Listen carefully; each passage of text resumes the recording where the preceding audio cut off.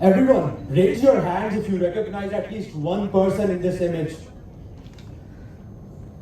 Perfect. Now you might be thinking, Ayan, what? Why have you put Kanye West, who's a controversial rapper, in the same image with Bruce Lee, who's one of the best fighters in the world? I know it sounds oblivious, but let's hear what they have to say, and trust me, it will make sense. Is there any limit to your ambition? No. Or any limit to what you think you can achieve? No. Well, no. Because I think right now, if I was to quit rapping and I say I want to go to the NBA, I would be in the NBA. No, you would. Yes. No, you would. Yes, I would. No, you would. Yes, I would. Why would you think you could make it to the NBA? Because I think I can do anything. As children, we are taught that we had no limits to our ambition, we could do anything we want. But why, when we reach a certain mature age, are we taught that just be yourself, just have a cap over your ambition? Now let's hear what Bruce Lee has to say. This is what it is, okay? I said, empty your mind. Be formless, shapeless, like water. When you put water into a cup, it becomes the cup. You put water into a bottle, it becomes the bottle. You put it in a teapot, it becomes the teapot. And water can flow, or it can crash. Be water, my friend. Now, both of these people are different personalities. One of them is a controversial rapper who now owns $1 billion fashion brand. The other one is a philosopher and a fighter. Yet both of these people point towards the same profound truth, that your identity is not fixed. You are not who you are who you decide to become. And here's the catch. The modern world hates this idea. The modern world tells you to be yourself, just stick to your roots and don't change anything. In fact, the biggest disease in 21st century, it's not depression, it's not anxiety, it's not even burnout. The biggest disease of 21st century is self-solidification. This idea that you need to stay where you are, that you need to be authentic to yourself, that you need to be stuck in this prison.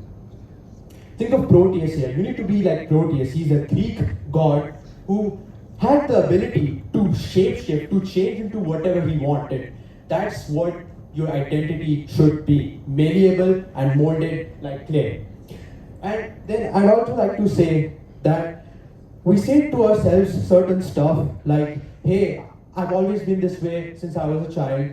This is my personality trait. But the truth is that these are not excuses, these are personality traits dressed up as prisons. We treat our identities like they are our DNAs. But the reality is that these are just stories that we've told ourselves so many times that we believe that this is the truth. And every time we repeat this story, we deepen the illusion.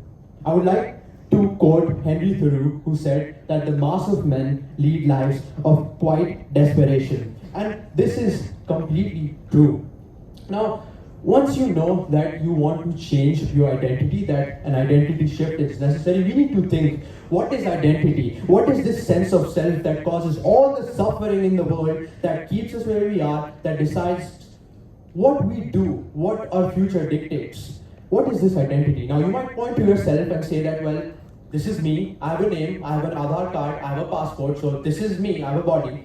But you are not your body. Your body is nothing, but it's a collection of cells that are made up of atoms. And these atoms, they have different pigments, different structures that lead to the little piece of flesh that you are. And you're certainly not your name, because your name is nothing but it's a sound bite. It's a sound that's been given to you by other humans. If you go to a shrimp or a lobster and say that my name is whatever your name is, they won't understand it. So certainly you're not your name, you're not your body. So who are you? And how does this identity manifest? Because I can tell that this certainly doesn't manifest by luck.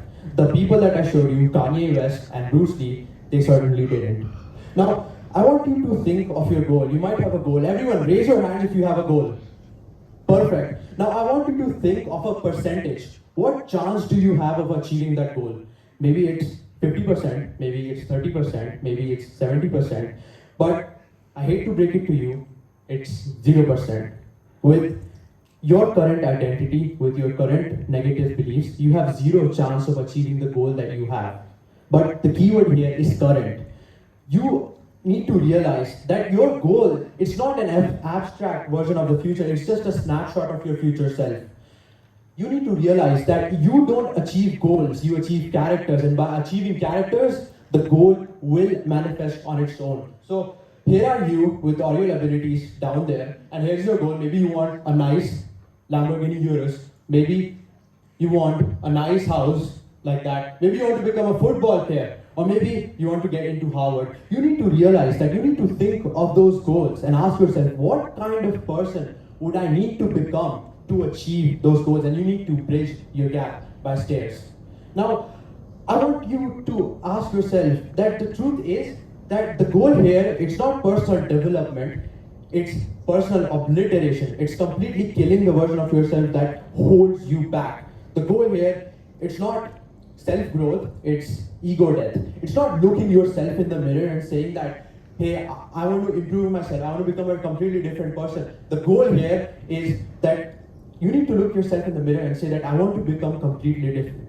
This was almost me. I couldn't speak. I know this image isn't visible here, but it's basically a boy that is clinging on to a pole in the middle of the ocean. This was me. I couldn't speak in front of people. Yet here I am speaking in the most best way possible I can, right? Now, what I did to change myself from that shy self to who I am right now is I had to let go of that boy in the ocean who was so desperately clinging on to that identity that, hey, I'm just shy. I've always been this way. I let him drown. I let him down into the ocean of chaos.